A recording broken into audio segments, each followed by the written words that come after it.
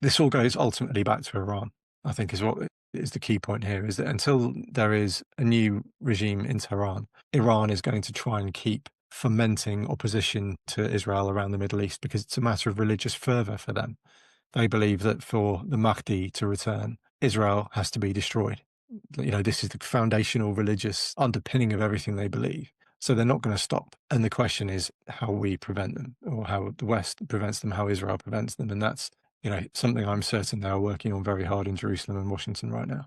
Yes, exactly. Andrew, although individual IDF soldiers have sometimes acted irrationally, as a whole, how do you think the IDF has managed their conflict in Gaza in an urban setting compared to most other national military forces? Yeah, it's a tough question because, when you're comparing wars, you have to take the individual context of that war into account before you can make any assessments. And the first thing to say about Gaza is that it is the most complicated battle space I think any modern army has had to fight in. And the sheer reason for that is, first of all, population density. A lot of people living on top of each other in a very small area. 2.3 million, depending on which estimate you believe, is probably the correct figure. Secondly, those population were not allowed to flee by Egypt.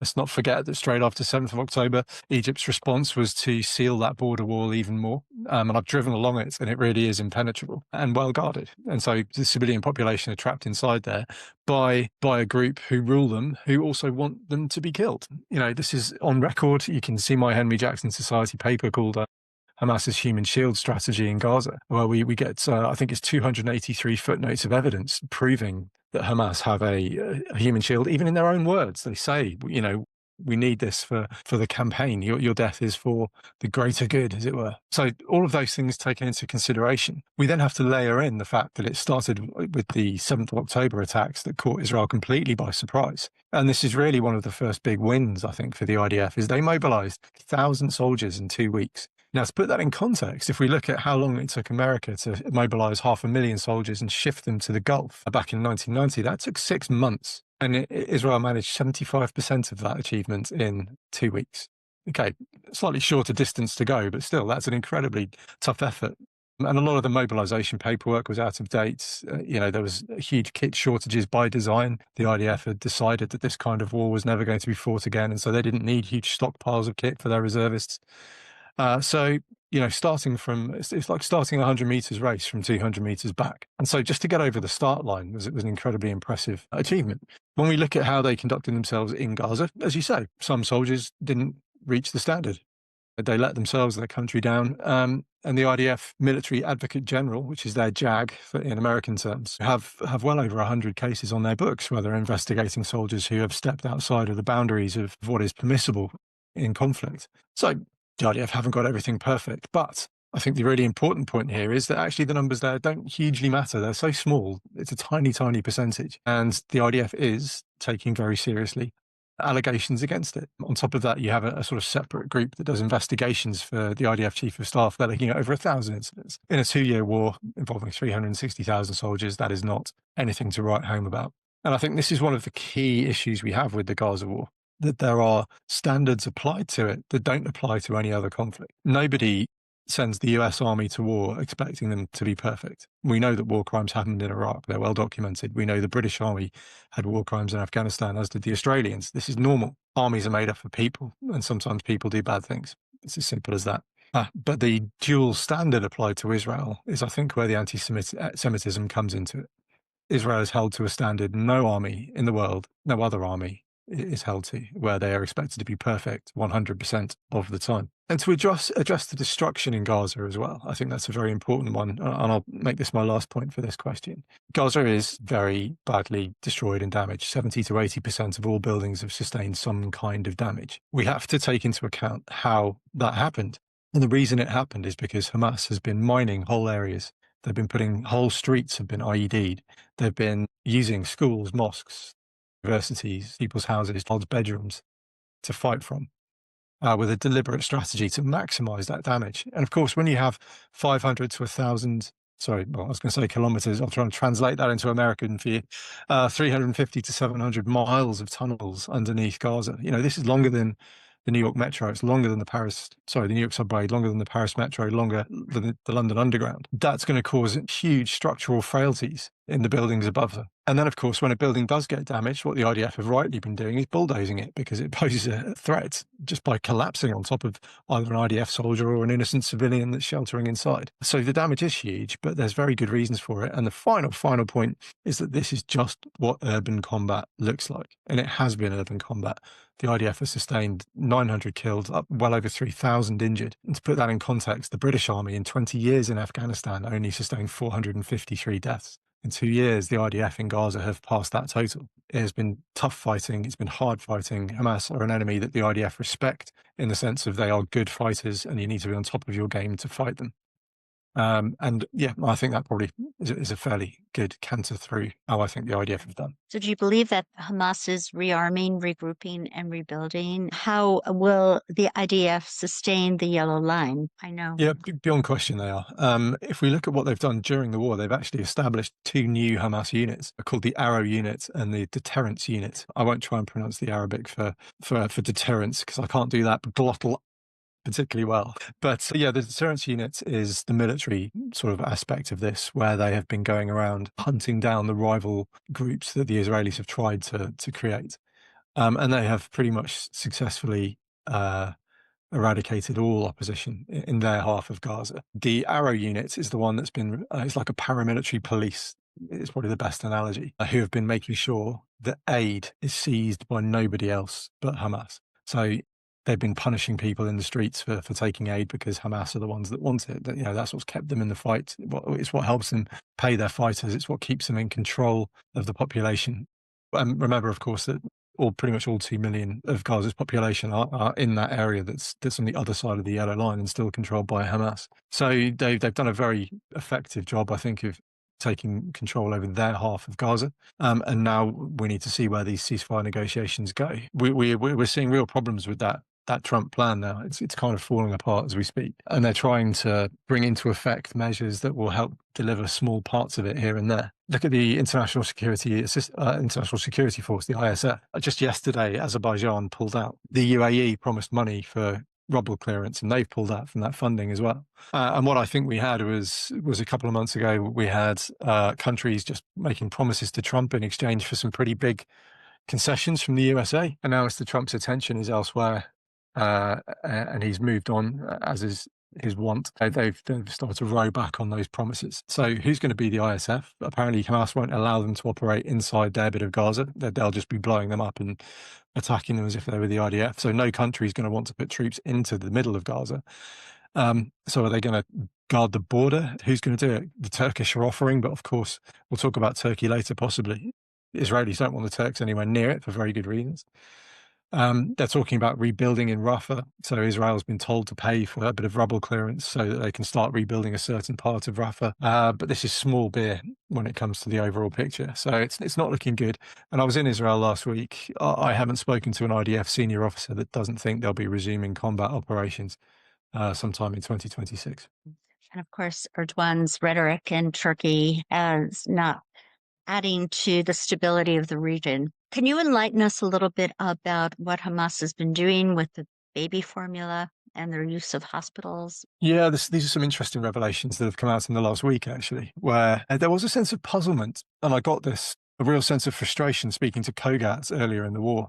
COGAT being, of course, the agency responsible for getting aid into Gaza. The statistics, even the UN statistics, show in detail what have gone in. We know enough food for every person in Gaza. More than enough food has gone in throughout the war. Overwhelmingly so. About 3,000 calories per day per person have gone into Gaza. But nobody in Gaza should be hungry on the amount of aid that's gone in. But as I said a moment ago, of course, we know that Hamas are stealing that aid. They're using it as a lever of control. And just this week, Ahmad Al-Khatib put out a video showing stockpiled baby food, because the one thing they couldn't understand is they were surging baby food into Gaza, and yet there were still complaints that babies were going hungry. And now we're seeing videos of just this, this baby food stockpiled. And of course, there's another aspect to this, which comes with how money goes into these areas from humanitarian agencies. And I published a paper, again, for Henry Jackson Society just this week, actually. It came out. It's called Cash to Terror. And it talks about how there is a system of putting cash and vouchers into war zones, because the theory behind it is, rather than, if you're in need, rather than me just send you the baby food directly, I send you money, and then you can go and buy what you need, be that baby food or nappies or diapers or food. But unfortunately, when you inject cash into an economy like Gaza, that money is inevitably going to end up with an agency like Hamas because they run the money exchanges, they run the shops, they run the local economies. They'll tax it, they'll take 20 to 40% off when they change that money for you. And baby food is a very high value product. They can make a lot of money by selling baby food, far more than they could cucumbers or tomatoes or watermelons. So there's a huge incentive when you send in these high value things and you don't have a system in place that delivers it to the point of need, and you stockpile it in warehouses that can then be seized. There's a huge incentive for terror groups to stop that distribution and control it themselves, and create, of course, shortfalls in it, because then that increases the need, which means they can charge more money for it. So humanitarian aid, it comes from I have no doubt it comes from a good place of people wanting to do good, but it's so open to abuse that actually it can very often make the situation worse. Can you talk a little bit about Qatar's role in all of this? My goodness, that'll probably take the rest of the session Right. on Qatar. That Qatar is, I think, first thing to point out is that they are the Sunni opposition to the Shia Iranian influence right now. If we look at those two strands of Islam and they're dueling throughout the Middle East, Qatar and Turkey are the two big Sunni states that have malign influence. Of course, Saudi Arabia as well, but Saudi tends to sit slightly above and aside from the kind of flexing. They play a much more kind of grown up role. But if we're looking at antagonists, it's Iran versus the Muslim Brotherhood states of Turkey and Qatar. The Qataris, let's not forget, bankrolled Hamas for a long time now, partly for malign reasons, but also partly because actually Israel had that part of that as their strategy. They wanted that money to come in. They believed that by putting huge amounts of cash into Gaza, it would keep people prosperous and happy and less inclined to attack Israel, as well as severing that Judea-Samaria, Gaza unity. So it kind of suited Israeli strategy too, but there's no question that Hamas were fully bankrolled by the Qataris. That's how they were able to afford their tunnels, how they were able to afford their weapons. Let's not also fall into the mistake that some people do of thinking that Gaza was one of those Iranian proxies, such as Hezbollah. And they're a very different beast. And my dog's just dropped her ball behind my back, so excuse me. Yeah, they're not an Iranian proxy in the way that Hezbollah were or are. Okay, they are a group that has primarily had a Muslim Brotherhood approach. So they conducted usual Muslim Brotherhood entryism, where they worked from the very ground up and then slowly built up their influence and built up their political contacts and networks, and took over Gaza from the bottom up rather than from a top-down regime change. And that's the exact Muslim Brotherhood playbook that we're actually seeing play out in parts of the West right now as well. And we can talk about that potentially later down the line. But Qatar fully subscribe to this. We know they've played both sides for many years. They put money towards ISIS. They put more money towards, which of course was also Sunni. They funded all kinds of terrorism, both in the Middle East and in the West.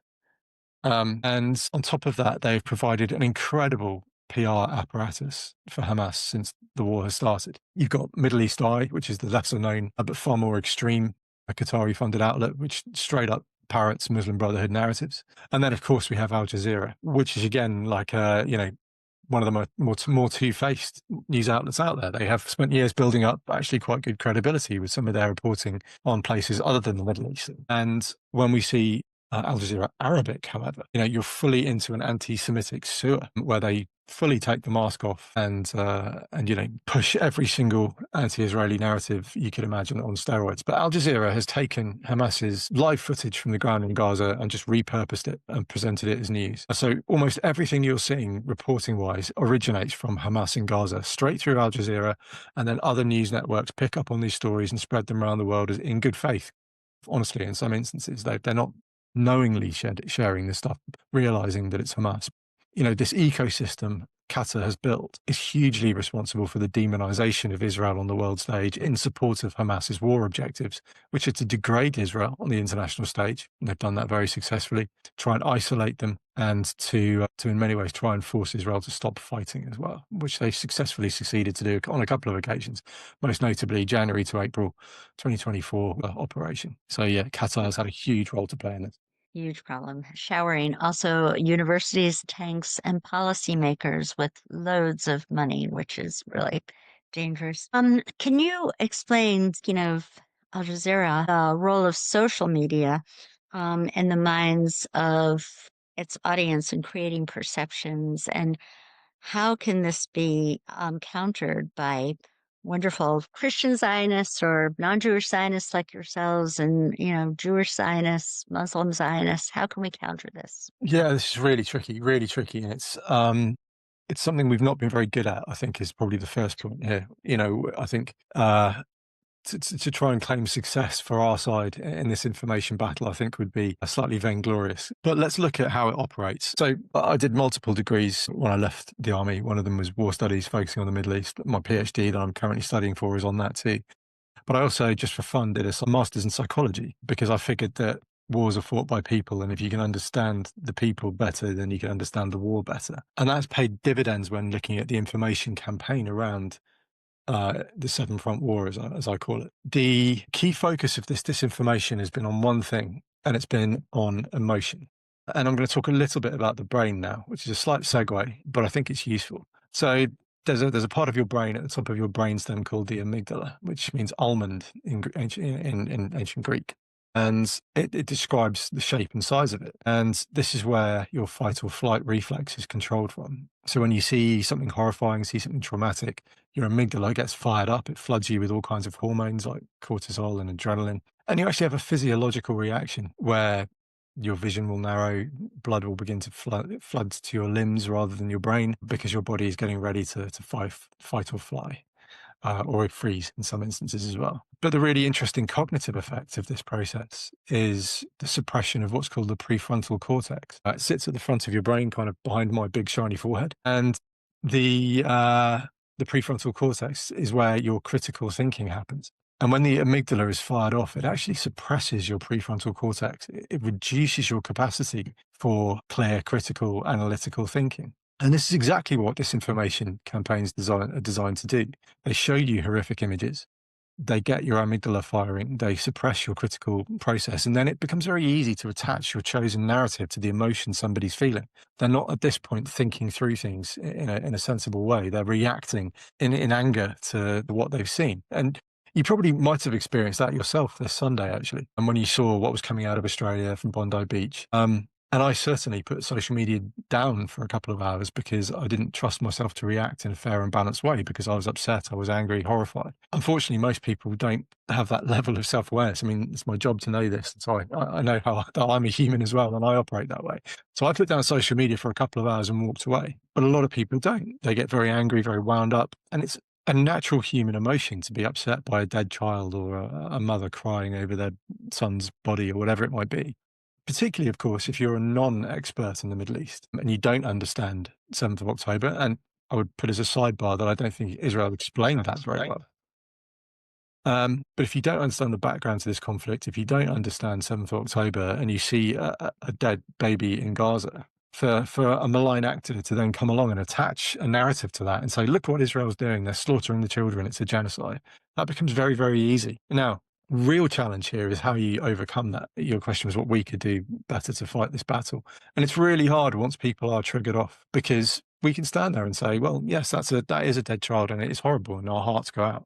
But actually, that was a legal strike under the law of armed conflict. It was entirely proportionate. There was a full targeting process followed, and that was just unfortunately part of war. Like, that's not going to work, because they'll go, I don't care, there's still a dead baby and I'm still really upset about it. That's normal, natural stuff. So logical, rational explanations don't work, which is, again, where I think Israel has fallen over slightly, because that's all they've tried to do for the last 2 years. And it's the equivalent of when you're in a fight with your partner.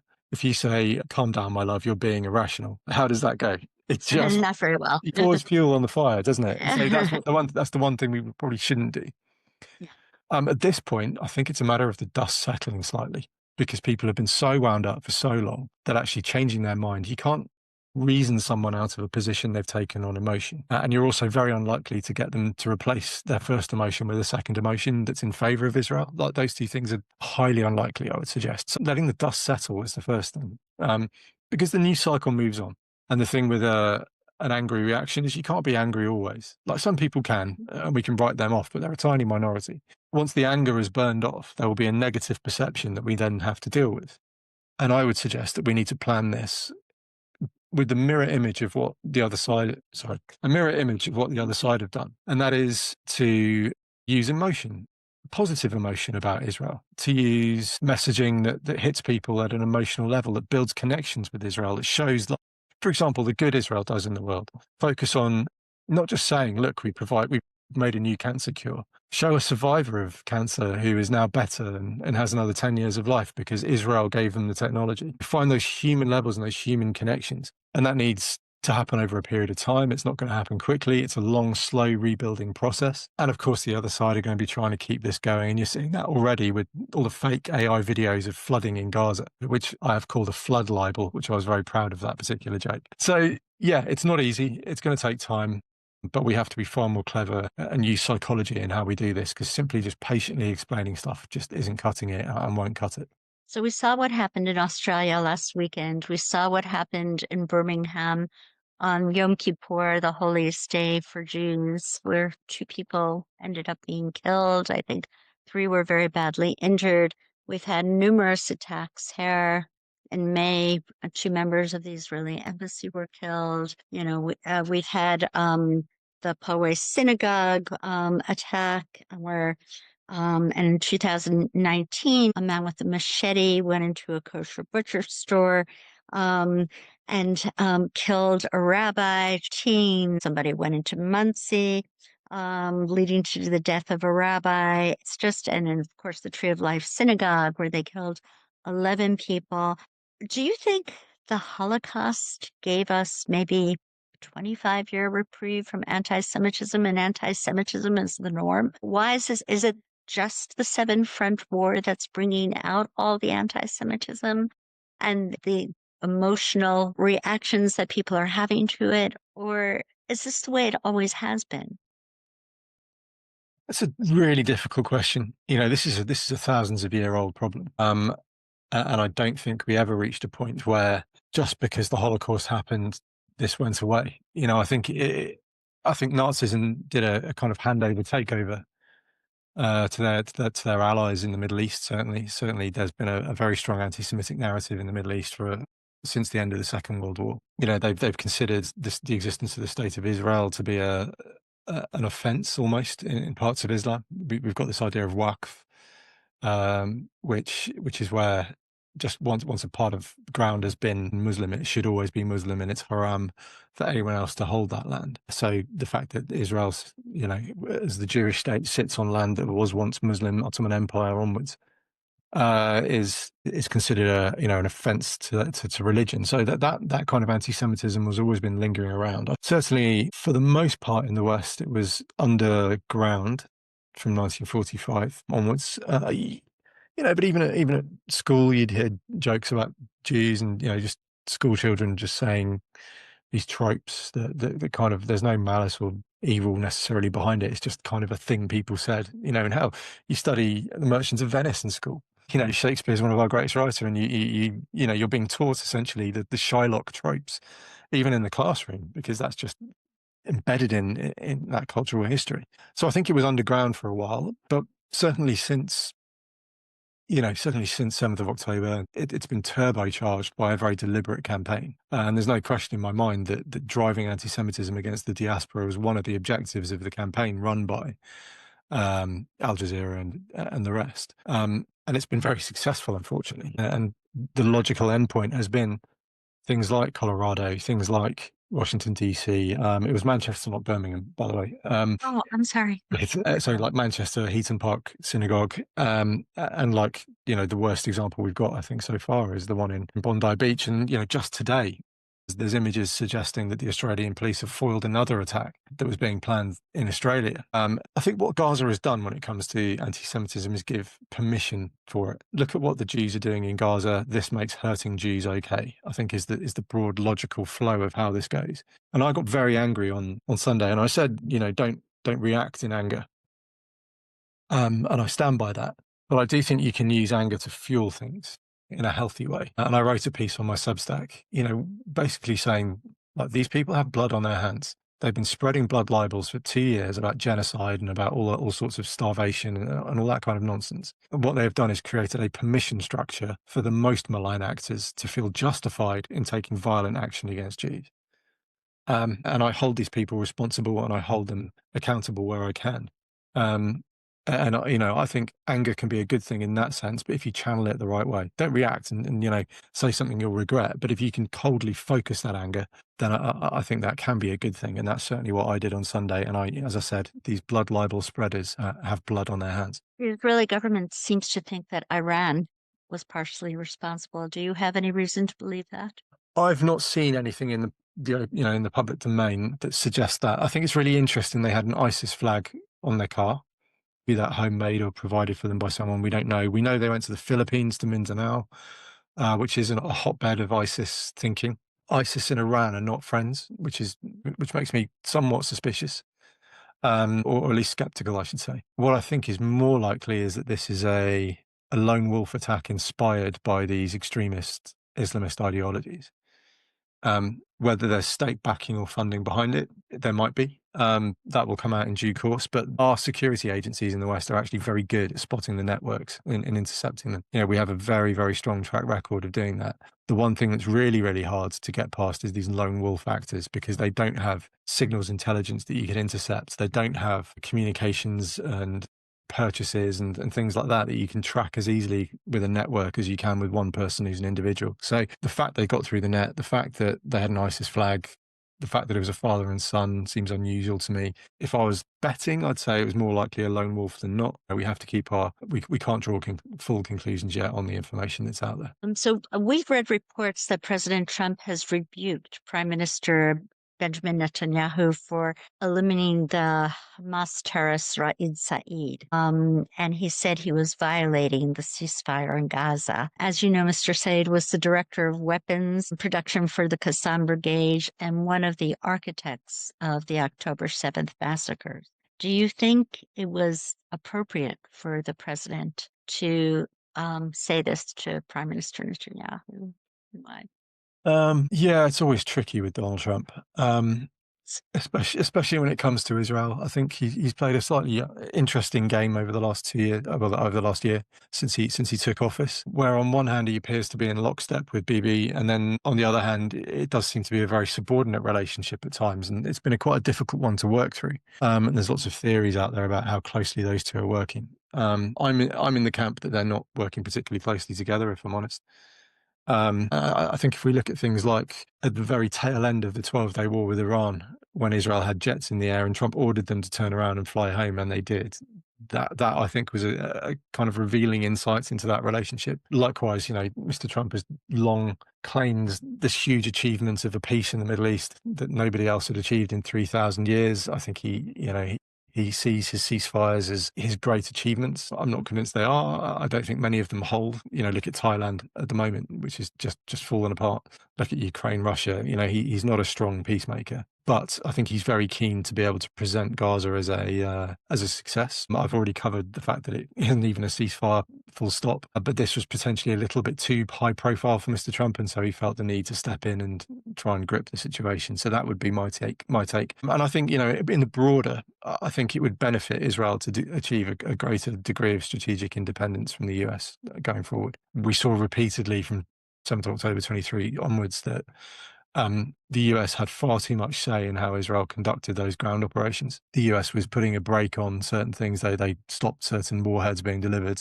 They enforced pauses in the ground operations, like in Rafah. That's not healthy for a country that's fighting for its survival, having another country telling it what to do. When Bibi gave his speech about autarky the other day, a couple of months ago, actually, that made a lot of sense to me. So I think strategic autonomy, if I were in the Israeli government, would be one of my key objectives going forward, especially given that the US is starting to play both sides here too. They've massively gotten into bed with the Qataris, which is no good thing at all, in my view. They've talked about selling F-35s to the Turks, which is, again, a really bad deal for Israel. And Iran seemed to be starting a rearmament that nobody has yet gotten a handle of. And I would have expected Israel to react sooner to some of those things. And I suspect it's Washington that's stopping them from doing so. So it's a pretty fragile time from where I'm sat. Right, right. As much as our administration likes to claim that this is a lasting peace, especially we do not see an international stabilization force going in to Gaza, and Hezbollah is rebuilding. Can you talk a little bit about your visits to Lebanon or your visit to Lebanon and what you've seen with Hezbollah? Yeah, if you ask me again at the end of January, I'll have a much more comprehensive answer because I'm going again. But I can tell you, when I went there, I went into one of the tunnels that Yahalom had captured. Fascinating, absolutely fascinating. I've never seen anything like it. It was a mile and a half tunnel dug into just solid chalk rock. It had air conditioning. It had wired-in electrics, so they had lights and exchanges for power. The living accommodation was fully tiled. They had fire suppression systems in the ceiling. This was a real feat of engineering, and I was very privileged to be able to get down there and have a run around. The intention behind Hezbollah has never gone away.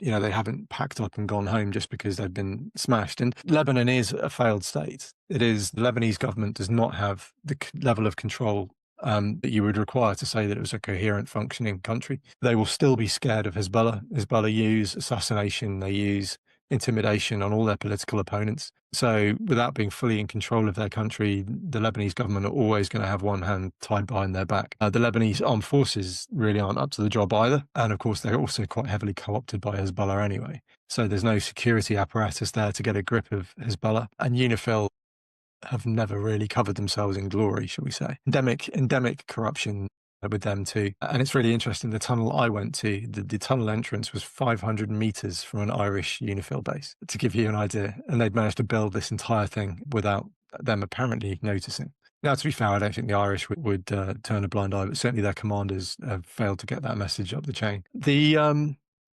future looks better than it did in the sense that Israel has inflicted huge losses on Hezbollah. Their resupply pathway through Syria has now been cut off. So there's some positives there. But the fact is that Hezbollah retain the intent. They don't yet have the capability, but they will try and get there. This all goes ultimately back to Iran, I think is what is the key point here, is that until there is a new regime in Tehran, Iran is going to try and keep fomenting opposition to Israel around the Middle East because it's a matter of religious fervor for them. They believe that for the Mahdi to return, Israel has to be destroyed. This is the foundational religious underpinning of everything they believe. So they're not going to stop. And the question is how we prevent them, or how the West prevents them, how Israel prevents them. And that's, something I'm certain they are working on very hard in Jerusalem and Washington right now. That's exactly right. So the people have no power. It's the regime that has all the guns and all the weapons. So how do you feel this regime could ever be overthrown? Yeah, it's a tricky one. And I wrote about this a lot during the war itself, because I think from the Israeli perspective, they were absolutely hoping for regime change. And again, I suspect that it was Washington that stopped the strikes on Khamenei and the leadership of the regime. Every bit of messaging that came out of Jerusalem suggested regime change was a goal, even down to the name of the operation, Rising Lion. I was tracking this very closely, and we were looking for a number of things to happen if regime change was coming. There are sort of warnings and indicators. One of them is key regime figures fleeing. One of them is army units changing sides. One of them is popular mass uprisings, and none of these things happened. Never even came close. They've got the Basij, they've got the IRGC. The Basij is their sort of thugs. They're kind of, if you think about it as the difference between the SA and the SS, one's brown shirts, one's black shirts. I don't think it's an inappropriate analogy either, quite frankly. But they had, I spoke to people who were speaking to insurgent groups on the ground. They were unable to coalesce. Every street junction was locked down. Every gathering was broken up or prevented. And there was no way to achieve any of that mass uprising that people were hoping for. And then, of course, the Iranian opposition is incredibly fragmented. It's not one coherent unit. They don't have a key figure to rally around. And of course, people push Pahlavi, but I don't think he commands enough respect across the board, because people remember his father, the Shah, who wasn't a particularly pleasant man either. So I'm not sure they have that central figure to coalesce around in opposition to the Ayatollah. So it's really tricky. And the way you can collapse it is by putting that pressure on it economically, trying to get an uprising. But I think at the moment that's a recipe for an awful lot of Iranians dying, and an awful lot of good Iranians dying. It's not I know you spoke to Barak a few weeks ago, and he's super keen on this. I take the other position. I'd take the other position to Barack. I think it's a terrible idea. I think it's the worst of two evils because you don't. So not only will a lot of people die, but also you don't know what comes next. And it's entirely possible that an even bigger hardliner could follow on if you don't have a suitable government in waiting to take over with, critically, mass support from the population who are going to get behind them. So I think we're a long way from regime change in Iran. And I don't know if Barack were here, he would be arguing with me right now. Okay, going back to the wonderful IDF that is being stretched so thin, we see that Jordan has been smuggling weapons to, Judea and Samaria, or known as the West Bank to some people. Do you think, and there has been a lot of very hostile rhetoric coming out of the Hashemite kingdom, do you think the 1994 peace treaty will endure? It's a really tricky one because Jordan, I think I started every question. My answer was, it's a really tricky It's one. tricky. It's They're all tricky. it's the Middle East. That's tricky. kind of like the defining characteristic. But, Jordan is in a really difficult position. The Hashemite monarchy are not in the strongest of positions. They have a fairly febrile population. And on top of that, they have other regimes around the Gulf that would love to see them fall. If you look at the origins of Jordan and where the family came from, Saudi Arabia aren't huge fans. If I'm Iran, I'm making that my main effort now that I've lost my Syrian pipeline. My main effort is to try and topple the Hashemites. I would be throwing, if I was in Tehran and I was in the regime, I would be throwing everything I had at Jordan to try and get that to topple. Obviously, the Arab street is incredibly inflamed by what's happening in Gaza, or what they think is happening in Gaza.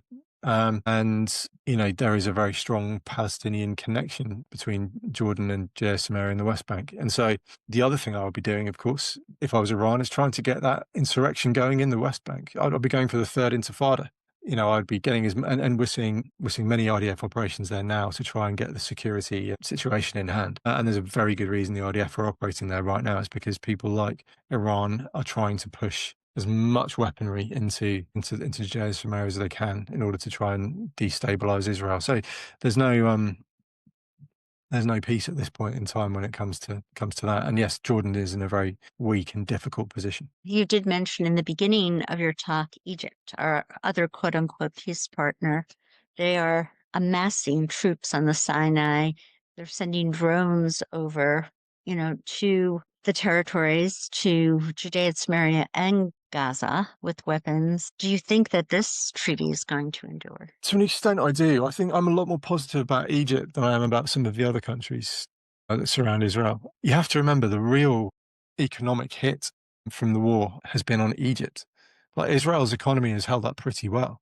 But with the Houthis cutting off access to the Suez Canal, that's a huge proportion of Egypt's GDP that they've lost. They are in a real bind, and that's one of the reasons why they signed the energy deal with Israel this week. It's not because they've found a new love for Zionism. It's because they're in desperate straits economically, and they need what they can get. We have to remember with the Sinai, they've only recently just put down a really unpleasant insurgency in the Sinai. One of the reasons they were so keen on shutting down that Gaza border was because the last thing they wanted was a 2 million person influx of fairly radicalized Muslims who could then restart that insurrection in the Sinai. So whilst you can criticize them on a moral basis, on a very cold realpolitik strategic basis, that makes a lot of sense. That's what I think the build-up's about. You have to remember, Egypt only just overthrew the Muslim Brotherhood government within the last decade. They've spent a long time putting down the Muslim Brotherhood.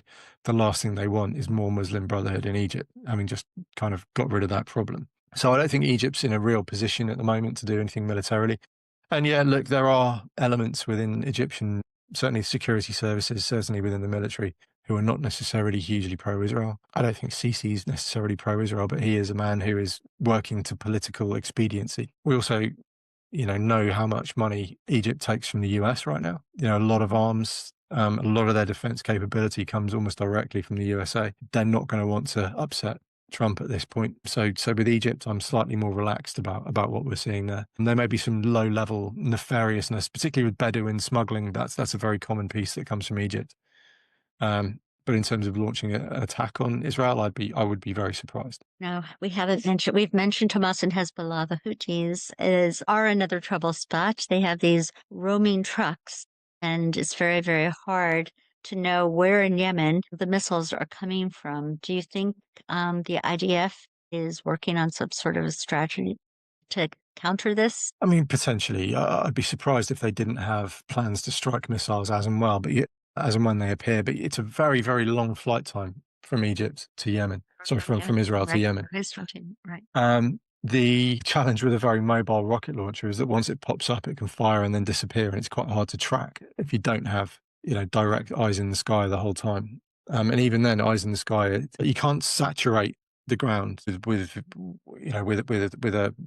drone or whatever. You have to tell the drone what you want it to look at. You have to say, look at that point on the ground there, look at that road there, track that for me. You can't just say, look at that square mile and find the rocket launcher. It doesn't really work like that. It's very difficult for Israel to be reactive in that sense, just because of the distances involved. And look, we also saw the Americans early this year. You spent a huge amount of money and a huge number of missiles to achieve not a huge amount, if we're honest, if we're brutally honest. Yes, some good work, really good work was done. Yes, capabilities, particularly leadership and missile strikes, were degraded. But Iran has spent well over a decade pumping arms through Hodeidah Point. It's just very similar to Gaza. You're not going to get rid of all these weapons with airstrikes. There's just too many. So I think it is worth noting that Houthi missiles on Israel have reduced. They've got slightly bigger fish to fry right now because they are facing incursions into Houthi territory from the Saudi UAE-backed coalition, which represents the real government of Yemen. So the Houthis have been weakened enough that it's given that alliance some gains. So that's positive progress, actually. The big lesson, I think, in the Middle East is don't try and decapitate regimes from the sky without providing something else to replace it. If we go back to the Libya operation, absolute disaster. We removed Gaddafi. And I say we, the US, France, UK. We removed Gaddafi with nothing to replace him. And next thing you know, ISIS have popped up and the entire Sahel is now destabilized. So actually, when we're slightly critical of how much was achieved by the US bombing campaign, that's not the end of it. Hopefully what that bombing campaign has done is set the conditions for the Saudi-backed alliance to go in and make real gains against the Houthis, which will then, of course, make Israel safer because they'll be less worried about firing missiles at Tel Aviv than they will at defending their own space. So that's where we're at with Yemen, but I don't think it's going to resolve quickly. Right. Now, discussing the Saudi-backed alliance, it is American law that Israel should get a qualitative military edge to it. Yet, I think we're getting ready to sell a whole fleet of F-35s to Saudi Arabia. Do you have any views on this? Yeah, look, that's how the hostages came home. I and many others were saying that Qatar were the key to unlocking this, and Turkey as well. Turkey had been taking Hamas fighters to Turkey during the war to rehabilitate them. We've seen assassination plots against Ben Gvir launched out of Judea and Samaria that we know originated and were commanded from Turkey. If you think about the Muslim Brotherhood I was speaking about earlier, Qatar give the money and the political coverage, Turkey gives the military muscle. And the only way the hostages were ever coming home was by pressure on Qatar particularly. And we've seen the price that Washington has paid for that in terms of security alliances, intelligence sharing, major non-NATO ally status. I think there's a very good case to be made that Qatar is the biggest winner from this war. The bribe to Turkey was F-35s. We wouldn't let them have them before, or the American government wouldn't let them have them because they have lobbied against that very, very heavily. Yeah. Here they are. But they have Russian air defenses, and the last thing we want is Russian air defenses better understanding how to shoot down F-35s. Huge price has been paid to get those hostages home. Now, you will have your own opinion as to whether that's worth it. And my personal take is that a guaranteed good is better than a possible bad. But we have to be very alive to the can of worms that Mr. Trump has opened. I always argued for pressure on Qatar. He went the other way. He just paid them off. And we can talk more about his own personal business links and Witkoff's business links. And that's a can of worms I'm not really interested in. But the fact is, we're dealing with what's happened. Qatar hugely politically empowered, Turkey potentially militarily empowered, and that is not a good recipe for stability in the Middle East. Okay, finally, looking at the future, do you think another war is inevitable, or the continuation of the war that was begun on October 7th, 2023? Yeah, I mean, I'm in the position that we're still in the war. I don't think the war has ever really ended, and we're seeing that. But the reserves are still being called up for the IDF. There's still operations in Lebanon, Syria, Gaza. So the war has massively reduced in tempo, but still continues. What does the end of the war look like? I think that's probably the bigger question here. Where do we get to in terms of a more enduring peace? And I struggle to see that, which is not a hugely positive thing. I think resolving the issues with Syria is probably the first step. Israel can't allow the pathway to Lebanon to reopen, which means they have to cooperate with the al-Jilani regime at some point. That doesn't solve the problem of Turkish operations in northern Syria against the Kurds. Hurts. HTS, his Tahrir al-Sham, have had a fractious relationship with the Turks. So I think what you have in Damascus right now is a competition for influence between the United States and Israel. And I think that is the strategic competition that's happening in Syria, which I think right now, certainly Mr. Trump seems to have given a lot of money to the Syrians, and essentially, again, it's his way. He just pays them off. Syria, that might work, actually. So it's no bad thing. And actually paying them off might well just be cheaper than fighting in some cases. But that's never going to be a particularly secure border. So I don't see the buffer zone that Israel's established going anywhere anytime soon. Lebanon, I suspect the minute Hezbollah raises its head in any significant way, the Israelis are going to blow it straight off again. There is no planet on which they're going to allow Hezbollah to gain strength in the way they did before. So I think that's just going to drone on. It's going to be airstrikes. It's going to be assassinations. It's going to be kind of that low rumble. What happens in Gaza is the really key thing, because once Gaza is put to bed, that allows Israel to start rebuilding its reputation and rebuilding its connections around the world. And going back to my earlier point about people still being really angry about it, that's not going to go away until the bombs stop falling. It might come to the point where Israel goes back in. I'd be surprised to an extent if it happens soon, because Mr. Trump is placing a lot of personal kudos on that deal. I think a more likely thing is the stalemate, where we kind of just end up holding where we are, or even if Israel just withdraws to the original borders. But again, the second Hamas raise any sort of capability, the bombs will start falling once more. So I'm a lot more skeptical about long-term peace prospects than many. But hopefully I've given you my rationale for that. It's not just me being pessimistic. I have actually thought it through. I will end on one very positive note, and that is that Israel is going from strength to strength in spite of all the kind of conflict that surrounds them. You go to Tel Aviv today, it's absolutely thriving. And Israel's not going anywhere, and it's only going to get stronger from this point onwards, no matter what really happens. So just to give you that positive point to end on. Thank you so much, Andrew. God bless. Pleasure.